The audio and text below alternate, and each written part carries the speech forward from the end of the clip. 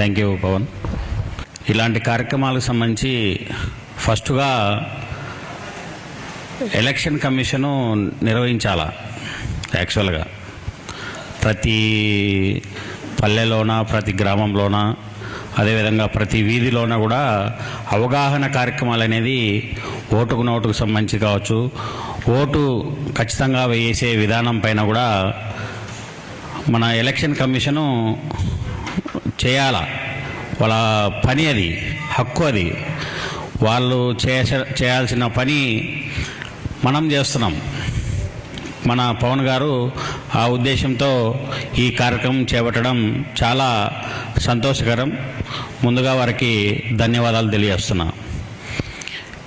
చాలామంది పెద్దలు, మేడం గారు, అదేవిధంగా డాక్టర్ గారు, పెద్దలు కూడా అందరూ కూడా చాలా చక్కగా ఓటుకు నోటు, తర్వాత ఓటుకు సంబంధించిన ఎవరు వేస్తున్నారు, ఎవరు వేయడం లేదు అనే దానిపైన చక్కగా వివరించారు.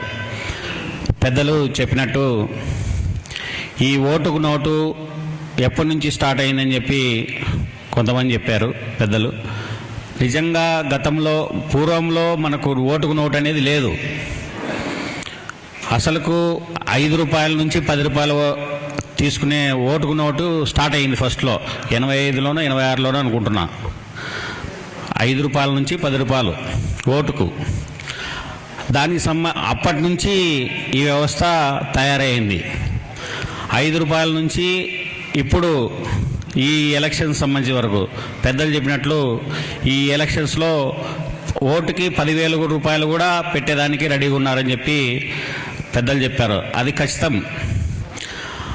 గతంలో 5 రూపాయలు 10 రూపాయలు ఇక ముందు గతంలో మన సార్ పెద్దలు చెప్పారు, పెద్ద పశువుల ఎద్దరీశ్వరరెడ్డి గారు ఎంపీగా 4 సార్లు గెలిచారు. ఆయన 1 రూపాయి కూడా పంచలేదు. ఆయన ప్రజలే స్వచ్ఛందంగా ఎన్నుకునేవాళ్ళు. అలాంటి నాయకులు చాలామంది ఉన్నారు ఈ దేశంలో, ఈ రాష్ట్రంలో, జిల్లాల్లో, నియోజకవర్గాల్లో. అట్లాంటి వ్యవస్థ ఈరోజు 10,000 రూపాయలకి వెళ్ళిందంటే ఎంత మార్పు వచ్చిందో చూడండి. అసలు ప్రజలు కూడా ఆ అవగాహన లేకుండా ఓటు వేయడం, అదేవిధంగా కొంతమంది ఓటుకు వేయాలంటేనే ఎందుకు వేయాలిలే, ఓటు వేస్తే ఏమొస్తుంది మనకు, తర్వాత ఎవరు గెలిస్తే మనకెందుకు, మన పని జరిగితే చాలు, నా కుటుంబం బాగుంటే చాలు, 10 మంది కుటుంబాలు నాకెందుకు అనే అవగాహనకు వచ్చేసింది కొన్ని కుటుంబాలు. పవన్ చెప్పినట్టు చాలామంది డబ్బులు తీసుకోకుండా ఓటేయడం కూడా చాలా వరకు ఉంది. మధ్యలో దళారులు ఆ ఓటుకు సంబంధించిన డబ్బులంతా కూడా తీసుకుంటున్నారు. మేడం చెప్పినట్టు, పెద్దలు చెప్పినట్టు అది వాస్తవం. అదేవిధంగా రాజకీయ నాయకులు కూడా ఎట్లా తయారైనారంటే, ఈరోజు ఈ ఎలక్షన్ ఒక నియోజకవర్గంలో 50 కోట్ల నుంచి 100 కోట్లు ఖర్చు పెట్టేదానికి కూడా రెడీ ఉన్నారు. ఎందుకంటే ఈరోజు నేను 50 కోట్లు ఖర్చు పెట్టి 100 కోట్లు ఖర్చు పెట్టినప్పటికి కూడా నెక్స్ట్ నేను గెలిచిన తర్వాత వెంటనే ఎక్కడెక్కడ కబ్జాలు చేయాలి, తర్వాత ఏ ప్రభుత్వ స్థలాలు ఉన్నాయి, తర్వాత ఎవరిని బ్లాక్మెయిల్ చేయాలి అనే దురుద్దేశంతో వెళ్తున్నారు రాజకీయ నాయకులు. అదే జరుగుతుంది ఇప్పుడు. ఎందుకు ఆ ఓటుకు మనం నోటుకి ఎట్లా తీసుకుంటున్నామో మనం ప్రశ్నించే హక్కు కూడా కోల్పోతున్నాం ఆ డబ్బులు తీసుకోవడం వల్ల. అది అవగాహన లోపం చాలా ఉంది మన సౌత్ ఇండియా సంబంధించి. నార్త్ ఇండియా సంబంధించి పెద్దలు చెప్పారు, మాట్లాడే పెద్దలు. నార్త్ ఇండియా చాలా సెంటిమెంటల్ చాలా ఉంది అక్కడ.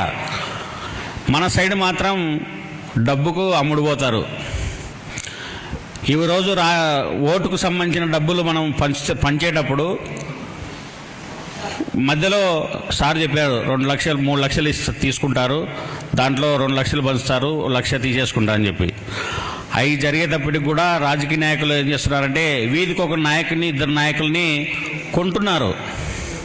రాజకీయ నాయకులు ఎట్లా కొంటున్నారంటే, అతని చేతిలో 10 ఓట్లు ఉన్నాయా, అతనికి ఒక 20 లక్షలు ఇవ్వండి, ఇట్లా 10 లక్షలు, లేదంటే ఇన్నోవా తీసుకో, కారు తీసుకో, ఈ కారు తీసుకో, ఆ కారు తీసుకో అని చెప్పి ఆఫర్స్, లేదంటే థాయిలాండ్, ఇట్లా రకరకాల పేర్లతో. అంటే రాజకీయ నాయకులు కూడా అతని బాధ్యత అది. కారు తీసుకున్న తర్వాత నాకు అతను ఓట్లు వేయించాడని అదొక నమ్మకం. అందుకే ఇవాళ మనం నార్త్ ఇండియా సైడ్ ఎందుకు కూడా సౌత్ ఇండియా సైడ్ సంబంధించి తేడాలు ఉన్నాయి. అక్కడేమో సెంటిమెంటల్, మనకేమో డబ్బుతో ఓటును అమ్ముకుంటున్నాం. ఈ ఓటుకు నోటు అనేది చాలా చెడ్డది. నేను దాదాపుగా ఓటేసినప్పటి నుంచి కూడా ఇప్పుడు కూడా నా ఓటు అమ్ముకోలేదు.